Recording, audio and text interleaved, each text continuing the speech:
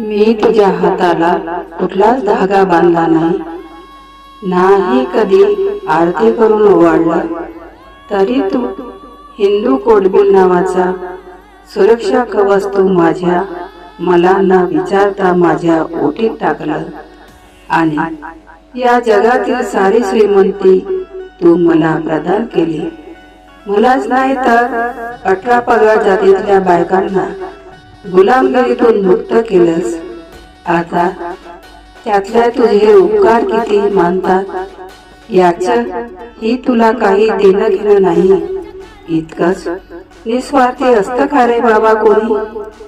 तू मला इतकं दिलंस की दुसऱ्या पुढे हात पसरायची मला गरज वाटत नाही.